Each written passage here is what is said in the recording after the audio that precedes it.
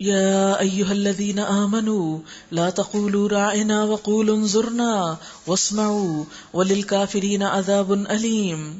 اے لوگو جو ایمان لائے ہو، راعنا نہ کہو بلکہ انظرنا کہو اور توجہ سے بات کو سنو.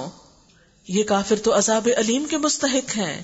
یہ لوگ جنہوں نے دعوت حق کو قبول کرنے سے انکار کر دیا ہے، خواہ اہل کتاب میں سے ہوں یا مشرک ہوں، ہرگز یہ پسند نہیں کرتے کہ تمہارے رب کی طرف سے تم پر کوئی بھلائی نازل ہو، مگر اللہ جس کو چاہتا ہے اپنی رحمت کے لیے چن لیتا ہے، اور وہ بڑا فضل فرمانے والا ہے. ہم اپنی جس آیت کو منسوخ کر دیتے ہیں یا بھلا دیتے ہیں، اس کی جگہ اس سے بہتر لاتے ہیں، یا کم از کم ویسی ہی.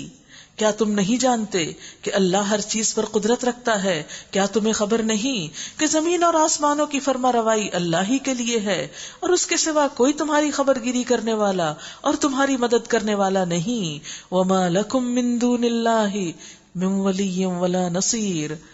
اور ہم سب کو اپنے ایمان اور عقیدے میں یہ بات شامل کر لینی چاہیے کہ اصل مدد اللہ ہی کی ہوتی ہے، اصل رہنمائی اور اصل حفاظت اسی کی طرف سے ہے. پھر مسلمانوں سے خطاب کیا گیا، پھر کیا تم اپنے رسول سے اس قسم کے سوالات اور مطالبات کرنا چاہتے ہو جیسے اس سے پہلے موسیٰ علیہ السلام سے کیے جا چکے؟ حالانکہ جس شخص نے ایمان کی روش کو کفر کی روش سے بدل لیا وہ راہ راست سے بھٹک گیا. اہل کتاب میں سے اکثر لوگ یہ چاہتے ہیں کہ کسی طرح تمہارے ایمان سے پھیر کر تمہیں کفر کی طرف پلٹا لے جائیں، اگرچہ حق ان پہ ظاہر ہو چکا. یہاں ہمیں خبردار کیا جا رہا ہے کہ اہل کتاب تمہیں تمہارے دین سے پھیرنے کی کوشش میں لگے رہیں گے، سازشیں کرتے رہیں گے. کیوں؟ کیونکہ ان کے دلوں میں حسد ہے تمہارے خلاف. اگرچہ حق ان پہ ظاہر ہو چکا ہے مگر اپنے نفس کے حسد کی بنا پر وہ تمہارے لیے ایسا چاہتے ہیں. اس کے جواب میں تم عفو درگزر سے کام لو. یہاں آپ دیکھیے کتنا خوبصورت طریقہ بتایا گیا ہے حاسد سے ڈیل کرنے کا. ایک حاسد جو حسد کی وجہ سے تم کو نقصان پہنچانا چاہے تو جواب میں تم کیا کرو؟ فاعفو واصفحوا، اگنور کر دو، معاف کر دو، درگزر کرو، کنارہ کشی کرو، اس سے پلٹ کر الجھو مت، یہاں تک کہ اللہ خود ہی اپنا فیصلہ نافذ کر دے، یعنی اس کے بعد کوئی اور حکم آ جائے. مطمئن رہو کہ اللہ تعالیٰ ہر چیز پر قدرت رکھتا ہے. نماز قائم کرو اور زکوٰۃ دو، یعنی بجائے حاسد کے جواب دینے کے اور اس کی باتوں کے بارے میں پریشان ہونے کے یا اس کے ہتھ کنڈوں پر تکلیف محسوس کرنے کے، تم کیا کرو؟ نماز قائم کرو، صدقہ خیرات کرو. یہ ہے علاج لوگوں کی طرف سے آنے والی زیادتیوں کے جواب میں جو ایک مسلمان کا ہو سکتا ہے. تم اپنی عاقبت کے لیے جو بھلائی کما کر آگے بھیجو گے اللہ کے ہاں اسے موجود پاؤ گے، یعنی تمہارے یہ نیک عمل اور کوششیں ضائع نہ ہوگی. جو کچھ تم کرتے ہو وہ سب اللہ کی نظر میں ہے. ان کا کہنا ہے کہ کوئی شخص جنت میں نہ جائے گا جب تک کہ وہ یہودی نہ ہو یا عیسائیوں کے خیال کے مطابق عیسائی نہ ہو. یہ ان کی تمنائیں ہیں. اللہ تعالیٰ نے تو ان سب کو مسلمان بنایا تھا لیکن یہ فرقوں میں بٹ گئے. انہوں نے اپنے فرقہ وارانہ نام رکھ لیے. کسی نے خود کو یہودی کہنا شروع کر دیا، کسی نے عیسائی کہنا شروع کر دیا، اور جو کچھ یہ اصل میں تھے یا جو انہیں بنایا گیا وہ بھول گئے. هو سماکم المسلمین من قبل وفی ھذا، اس نے تمہارا نام مسلمان رکھا ہے اس سے پہلے بھی اور اس دین میں بھی. لیکن یہ اپنی مسلمانیت کو بھول کر یہودیت اور عیسائیت میں کھو گئے. اور ان کا پھر خیال کیا تھا کہ کوئی شخص جنت میں نہیں جا سکتا جب تک کہ وہ ان کے فرقے سے تعلق نہ رکھتا ہو. فرمایا یہ ان کی تمنائیں ہیں، ان کے خیالات ہیں، ان کی سوچ ہے. ان سے کہو اپنی دلیل پیش کرو اگر تم اپنے دعوے میں سچے ہو. آج آپ دیکھیں ہم مسلمانوں کا بھی یہی حال ہے. بعض اوقات مختلف گروہوں کے لوگ کیا سمجھتے ہیں کہ جنت صرف ہمارے فرقے کے لیے یا ہماری پارٹی کے لیے، ہمارے گروہ کے لیے، دوسرا تو کوئی اس میں جا نہیں سکتا. ورنہ کہ کہاں لکھا ہے قرآن یا سنت میں یا حدیث میں کہ واقعی فلاں نام کا جو فرقہ ہوگا یا فلاں نام سے جو منسوب ہوگا صرف وہی جنت میں جائے گا؟ ایسی کوئی تعلیم ہمارے دین میں نہیں ملتی. نبی صلی اللہ علیہ وسلم کا کون سا فرقہ تھا؟ صحابہ کرام کا کون سا فرقہ تھا؟ کون سا گروہ تھا؟ کوئی بھی نہیں، وہ سب مسلمان تھے. فرمایا دراصل نہ تمہاری کچھ خصوصیت ہے نہ کسی اور کی. حق یہ ہے کہ جو بھی اپنی ہستی کو اللہ کی اطاعت میں سونپ دے، بلا من اسلم وجہہ للہ، اسلم وجہہ للہ، سارے کا سارا اللہ کا ہو جائے، وہو محسن، اور وہ محسن ہو، انسانوں کے ساتھ معاملات کرنے میں محسن کا رویہ اختیار کرنے والا ہو، فَلَهُ أَجْرُهُ عِنْدَ رَبِّهِ، اس کا اجر اس کے رب کے پاس محفوظ ہے، وَلَا خَوْفٌ عَلَيْهِمْ وَلَا هُمْ يَحْزَنُونَ، ان پہ کوئی خوف نہ ہوگا نہ وہ غمگین ہوں گے۔ یہ آیت یہاں تیسری بار آ رہی ہے پہلے ہی پارے میں، کہ جو شخص صحیح معنوں میں دین کی پیروی کرے گا وہ خوف اور غم سے نجات پا جائے گا۔ اگر آج ہم کسی خوف اور غم کا شکار ہوتے ہیں تو یاد رکھیے، اپنے آپ کو ٹٹولیے کہ کہیں ہم دین کے کسی چیز سے ہٹے ہوئے تو نہیں، اور علاج کے لیے استغفار، اپنی غلطیوں کی پہچان اور اپنی اصلاح کی طرف توجہ کرنی چاہیے۔ خوف اور غم دونوں ہی دور ہو جائیں گے، لیکن اگر ہم مصنوعی طریقوں سے ان کو دور کرنے کی کوشش کریں گے اور اللہ کی اطاعت پر نہیں جمیں گے اور یہ فارمولا استعمال نہیں کریں گے، کیا من اسلم وجہہ للہ وہو محسن، تو اس وقت تک خوف اور غم سے نجات نہیں ہو سکتی۔ وقالت الیہود لیست النصارى علی شیء، اب ان کی کچھ اور فرقہ وارانہ باتیں۔ یہود کہتے ہیں نصارہ کسی چیز پر نہیں، یعنی ایک دوسرے کو ہٹ کرتے رہتے ہیں، ایک دوسرے کو بلیم کرتے رہتے ہیں، ایک دوسرے کی مخالفت میں لگے رہتے ہیں۔ یہود اپنے آپ کو حق پہ سمجھتے ہیں اور عیسائیوں کو برا بھلا کہتے ہیں، اور اس کے برعکس وقالت النصارى لیست الیہود علی شیء، اور نصارہ کہتے ہیں یہود کسی چیز پر نہیں۔ وہم یتلون الکتاب، اور یہ سب کتاب پڑھتے ہیں۔ تو اس سے کیا پتہ چلتا ہے کہ بعض اوقات کتاب پڑھنے کے باوجود بھی لوگ فرقہ واریت کا شکار ہو سکتے ہیں۔ آپ نے دیکھا ہوگا کہ جب ایسی فرقہ واریت سامنے آتی ہے اور لوگوں کو سمجھایا جائے کہ یہ چیز درست نہیں، تو وہ کہتے ہیں نہیں، وہ بھی تو عالم ہے، وہ بھی تو کتاب پڑھتے ہیں۔ تو ضروری نہیں کہ کتاب پڑھنے سے فرقہ واریت ختم ہو جائے، جب تک کتاب کو اس کی اصل روح کے ساتھ نہ پڑھا جائے، جب تک کہ انسان اپنا آپ اللہ کے حوالے نہ کرے، اپنا سب کام اللہ کی خاطر نہ کرے، اور جب تک انسان انسانوں کے ساتھ احسان کی روش اختیار نہ کرے، ان چیزوں سے نجات پانا مشکل ہے۔ یہود نے اصل میں انبیاء اور بزرگوں سے وابستگی کو حق کا معیار بنایا تھا کہ ہم ان کے ماننے والے ہیں، اس وجہ سے وہ خود کو اور اپنی قوم کو حق پہ سمجھتے تھے اور دوسری قوموں کو باطل قرار دیتے کہ وہ ہمارے بزرگوں کو نہیں مانتے، اس لیے وہ درست نہیں۔ آج ہمارے ہاں بھی یہی چیز ہے کہ اللہ اور اس کے رسول کی بجائے شخصیتیں زیادہ اہم ہو گئی ہیں، حالانکہ ہم سب جانتے ہیں کہ ہر دور میں نیک لوگ آتے رہے ہیں، وہ اللہ کی طرف بلاتے رہے ہیں، اور دنیا میں آ کے وہ چلے بھی جاتے ہیں، کوئی ہمیشہ نہیں رہا۔ اصل نام باقی اللہ ہی کا ہے، اس لیے انسانوں کی پیروی کی بجائے اور انسانوں کے پیچھے جانے کی بجائے ان کی نیکی کی وجہ سے بس ان کا احترام اور محبت کافی ہے، باقی رجوع اور تعلق اور نسبت اللہ اور اس کے رسول سے ہی کافی ہے۔ کذالک قال الذین لا یعلمون مثل قولہم، اسی طرح ان لوگوں نے کہا جو علم نہیں رکھتے انہی کی بات کی طرح، فاللہ یحکم بینہم، یعنی یہ باتیں صرف یہود و نصارہ تک ہی بس نہیں، اسی قسم کے دعوے ان لوگوں کے بھی ہیں جن کے پاس کتاب کا علم نہیں، یعنی کتاب پڑھنے والے بھی اس مشکل کا شکار ہیں اور ان پڑھ بھی، کیونکہ اختلاف اور فرقہ واریت جو ہے یہ ہر دور میں انسانیت کے لیے ایک مصیبت بنی رہی ہے۔ یہ اختلافات جن میں یہ لوگ مبتلا ہیں، اللہ قیامت کے دن اس کے بارے میں فیصلہ کرے گا، اور اس شخص سے بڑھ کر ظالم کون ہوگا جو اللہ کی مسجدوں میں اس کے نام کی یاد سے روکے اور ان کی ویرانی کے درپے ہو۔ ایسے لوگ اس قابل ہیں کہ ان عبادت گاہوں میں قدم نہ رکھیں، اور اگر وہاں جائیں بھی تو ڈرتے ہوئے جائیں۔ اور آپ نے دیکھا ہوگا کہ بعض اوقات فرقہ واریت ہی مسجدوں کی ویرانی کا سبب بن جاتی ہے، لہٰذا دین کے نام پر دین سے لوگوں کو بھگانا یہی دین کی سب سے بڑی دشمنی ہے، اور یہ اسی وقت ہوتا ہے جب دین ظاہر میں تو ہو مگر اس کی روح نہ رہے۔ ان کے لیے تو دنیا میں رسوائی ہے اور آخرت میں ان کے لیے عذاب عظیم ہے، یعنی جو اللہ کے گھروں کو ویران کر دیں اپنی نادانیوں کی وجہ سے۔ وَلِلَّهِ الْمَشْرِقُ وَالْمَغْرِبُ، مشرق اور مغرب سب اللہ کے ہیں، جس طرف بھی تم رخ کرو گے اسی طرف اللہ کا رخ ہے، اللہ بڑی وسعت والا ہے اور سب کچھ جاننے والا ہے۔ یعنی اصل کسی ڈائریکشن کو فالو نہیں کرنا ہوتا، ڈائریکشن تو صرف سہولت کے لیے ہوتی ہے۔ مثلا ہم کعبے کی طرف رخ کرتے ہیں تو کعبے کی پوجا نہیں کرتے، عبادت ہم اللہ کی کرتے ہیں۔ وہ ڈائریکشن کا فالو کرنا ایک سمبل ہے کہ سارے مسلمان ایک ہیں، سب کا مقصد اور گول ایک ہے، سب ایک ہی چیز کے ماننے والے ہیں۔ وہ تو اتحاد پیدا کرنے کے لیے ہے، لیکن لوگوں نے ایسی ڈائریکشنز کو اختلاف پیدا کرنے کی جڑ بنا لیا۔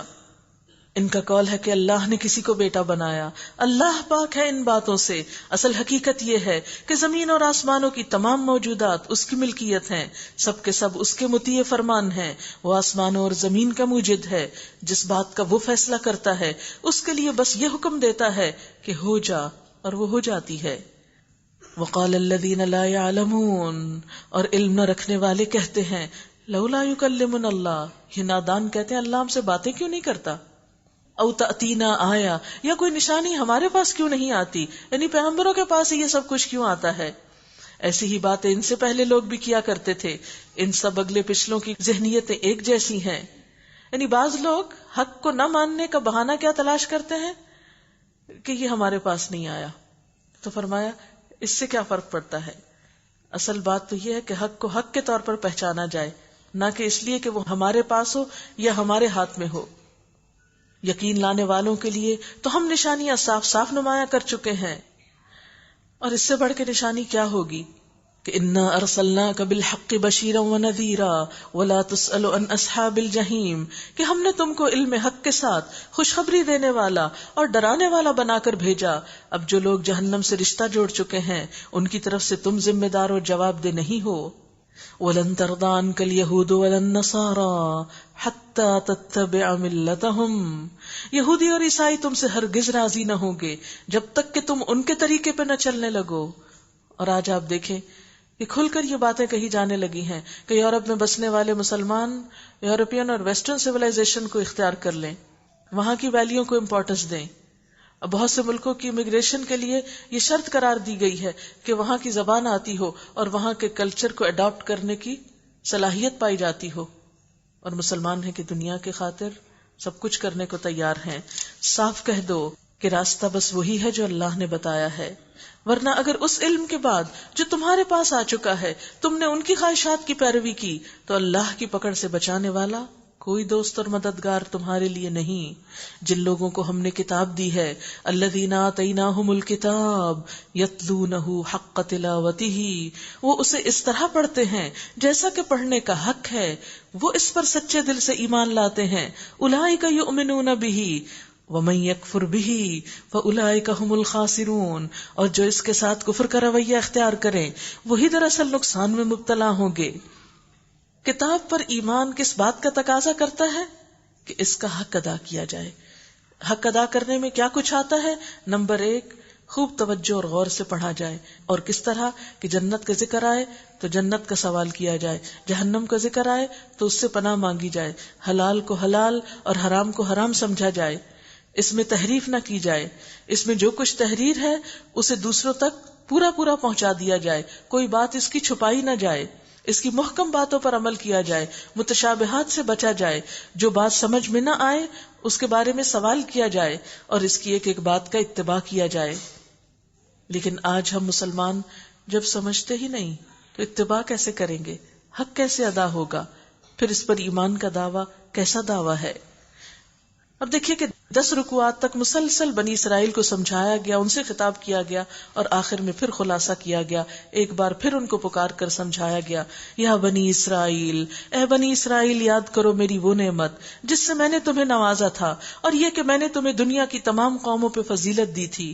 ڈرو اس دن سے جب کوئی کسی کے ذرا کام نہ آئے گا، نہ کسی سے فدیہ قبول کیا جائے گا، نہ کوئی سفارشی آدمی کو فائدہ دے گی، اور نہ مجرموں کو کہیں سے کوئی مدد پہنچے گی. تو اصلاح کے یہی نقطے ہیں. جب تک انسان کے اندر احساس ذمہ داری پیدا نہیں ہوتا اس وقت تک وہ حقیقی معنوں میں اللہ کی اطاعت نہیں کرتا. بنی اسرائیل کی اصلاح کے لیے کیا بتایا جا رہا ہے، کس چیز کا سبق دیا جا رہا ہے، کس چیز کا احساس دلایا جا رہا ہے کہ آخرت کی فکر کرو. اب دیکھیے کہ بنی اسرائیل سے تو امامت لے لی گئی، لیکن اللہ تعالیٰ نے اس کے مقابلے میں ابراہیم علیہ السلام کو امامت دی. ایک قوم سے لی اور ایک شخص کو عطا ہوئی تھی. کیوں؟ اس لیے کہ اگر کوئی ایک فرد بھی حق ادا کر دے اللہ کی اطاعت کا، اس سے وفاداری کا، تو پوری قوم پہ بھاری ہوتا ہے. اور اگر انسانوں کا ایک ہجوم اور بھیڑ اللہ تعالیٰ کی بات نہیں مانتا تو اللہ کو اس کی کوئی پرواہ نہیں، خواہ ان کا نام کتنا بھی بڑا کیوں نہ ہو دنیاوی اعتبار سے. وَإِذِ ابْتَلَىٰ إِبْرَاهِيمَ رَبُّهُ بِكَلِمَاتٍ فَأَتَمَّهُنَّ. یاد کرو کہ جب ابراہیم علیہ السلام کو اس کے رب نے چند باتوں میں آزمایا اور وہ ان سب میں پورا اتر گئے، ساری آزمائشوں میں پورا اترے. ان کی تفصیل آگے آئے گی کتاب میں. تو اللہ تعالیٰ نے کہا میں تجھے سب لوگوں کا امام بنانے والا ہوں، امامت عطا کرنے والا ہوں. ابراہیم علیہ السلام نے عرض کیا اور کیا میری اولاد سے بھی یہی وعدہ ہے؟ اللہ تعالیٰ نے جواب دیا میرا وعدہ ظالموں سے متعلق نہیں، یعنی تمہیں تو چنا ہے اور محض تمہاری اولاد ہونے کی وجہ سے کسی کو نہیں چنوں گا جب تک کہ وہ ظلم کی روش کو نہ چھوڑیں. اور یہ کہ ہم نے اس گھر کو لوگوں کے لیے مرکز اور امن کی جگہ قرار دیا تھا اور لوگوں کو حکم دیا تھا کہ ابراہیم علیہ السلام جہاں عبادت کے لیے کھڑے ہوتے ہیں اس مقام کو مستقل جائے نماز بنا لو. واتخذوا من مقام ابراہیم مصلی. اب دیکھیے کہ جو شخص اللہ کے لیے خالص ہو، اللہ کا وفادار ہو، اللہ اس کی کوششوں کو ضائع نہیں کرتا. ان کے قدموں کے نشان کے پاس اللہ نے ہم سب کو طواف کے نفل پڑھنے کے لیے کہا ہے، اور ابراہیم اور اسماعیل علیہ السلام کو تاکید کی تھی کہ میرے اس گھر کو طواف اور اعتکاف اور رکوع اور سجدہ کرنے والوں کے لیے پاک رکھو. اور ابراہیم علیہ السلام نے دعا کی اے میرے رب اس شہر کو امن کا شہر بنا دے اور اس کے باشندوں میں سے جو اللہ اور آخرت کو مانے انہیں ہر قسم کے پھلوں کا رزق دے. جواب میں اس کے رب نے فرمایا اور جو نہ مانے گا دنیا کی چند روزہ زندگی کا سامان تو میں اسے بھی دوں گا مگر آخر کار اسے عذاب جہنم کی طرف گھسیٹوں گا اور وہ بدترین ٹھکانہ ہے. اور یاد کرو ابراہیم علیہ السلام اور اسماعیل علیہ السلام جب اس گھر کی دیواریں اٹھا رہے تھے تو دعائیں کرتے جا رہے تھے اے ہمارے رب ہم سے یہ خدمت قبول کر لے، تو سب کی سننے اور سب کچھ جاننے والا ہے. اے رب ہم دونوں کو اپنا مسلم یعنی مطیع فرما بنا، ہماری نسل سے ایک ایسی قوم اٹھا جو تیری فرما بردار ہو، ہمیں اپنی عبادت کے طریقے بتا اور ہماری کوتاہیوں سے درگزر فرما، تو بڑا معاف کرنے والا اور رحم فرمانے والا ہے. اللہ کا گھر بنا رہے ہیں، اللہ سے دعا مانگ رہے ہیں، اور دعاؤں میں اپنی ذات کے لیے تو بخشش اور رحمت کی دعا ہے، اور باقی دعائیں آنے والے لوگوں کی ہدایت کے لیے کہ ایک امت ایسی پیدا ہو جو انسانیت کے لیے ہدایت کا کام کرے. اور اے رب ان لوگوں میں خود انہی کی قوم میں سے ایک ایسا رسول اٹھا جو انہیں تیری آیات سنائے، ان کو کتاب اور حکمت کی تعلیم دے، ان کی زندگیاں سنوار دے، تو بڑا قدرت والا اور حکمت والا ہے. وَمَن يَرْغَبُ عَن مِّلَّةِ إِبْرَاهِيمَ إِلَّا مَن سَفِهَ نَفْسَهُ. اب کون ہے جو ابراہیم علیہ السلام کے طریقے سے نفرت کرے جس نے خود اپنے آپ کو حماقت اور جہالت میں مبتلا کر لیا ہو؟ اس کے سوا کون یہ حرکت کر سکتا ہے؟ نبی صلی اللہ علیہ وسلم جس دین کی طرف بلاتے تھے وہ دین ابراہیم تھا، جس سے یہود و نصارہ بھی اپنے آپ کو منسوب کرتے تھے. لیکن پھر وہ مخالفت کیوں کرتے؟ کیونکہ یہود کے ہاں دین بس ایک قومی فخر کی علامت بن گیا تھا. آپ صلی اللہ علیہ وسلم کی دعوت اسلام سے ان کے اس فخر پر زد پڑتی تھی، اس لیے وہ آپ کے دشمن ہو گئے. حقیقت یہ ہے کہ جو لوگ بھی اس قسم کی نفسیات کا شکار ہو جائیں اور صرف اپنے ہی گروہ کے بڑوں کو مانیں، وہ لوگ پھر کبھی بھی انسانیت کے لیے فائدہ مند نہیں ہو سکتے. اسی لیے اللہ تعالیٰ کیا فرماتے ہیں کہ یہ تو ابراہیم کا طریقہ ہے، اور رسول اللہ صلی اللہ علیہ وسلم کا طریقہ تو وہی ہے جو ابراہیم علیہ السلام کا طریقہ ہے. پھر تم اس کی بات کیوں نہیں مانتے؟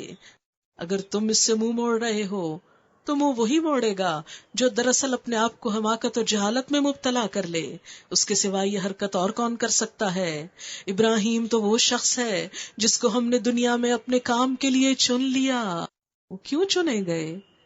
اس لیے کہ ہر مشکل میں جم کر کھڑے رہے، اپنے دین کو نہیں بیچا، ایمان کو نہیں بیچا، اور آخرت میں اس کا شمار صالحین میں ہوگا.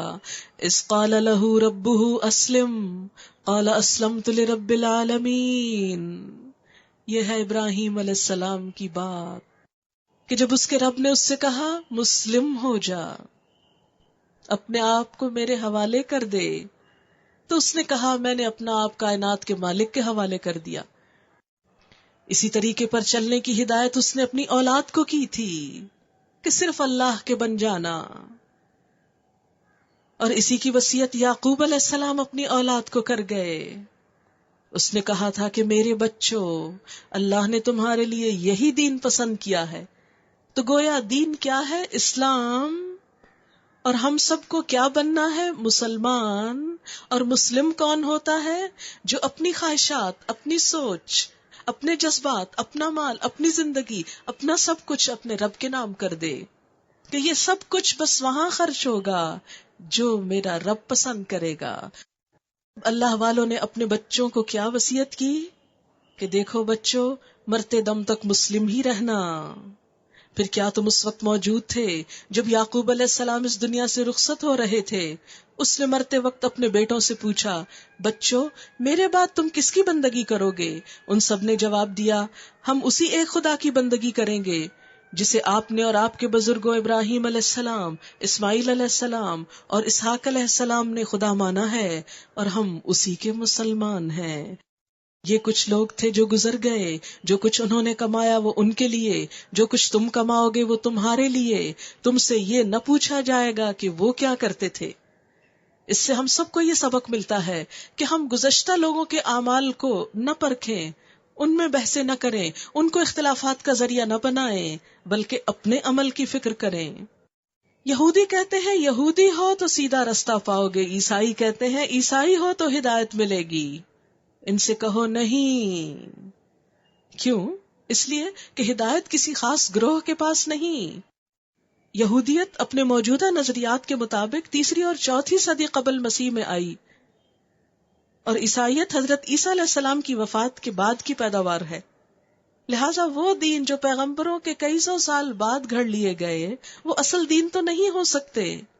اگر کوئی شخص اصل دین کو پانا چاہتا ہے تو اس کے لیے لازم ہے پیغمبر کی لائی ہوئی کتاب اور اس کی بتائی ہوئی بات کو تھام لے. جیسے نبی صلی اللہ علیہ وسلم نے فرمایا تھا، میں تمہارے درمیان 2 چیزیں چھوڑ کر جا رہا ہوں، ان کو مضبوطی سے پکڑ لو گے تو کبھی گمراہ نہ ہوگے، اللہ کی کتاب اور اس کے رسول صلی اللہ علیہ وسلم کی سنت. ان سے کہو نہیں، بلکہ سب کو چھوڑ کر ابراہیم علیہ السلام کا طریقہ، اور ابراہیم علیہ السلام مشرکوں میں سے نہ تھے. قولو، کہو. کس سے کہا جا رہا ہے؟ ہم سب سے، مسلمانوں سے. کہو کیا؟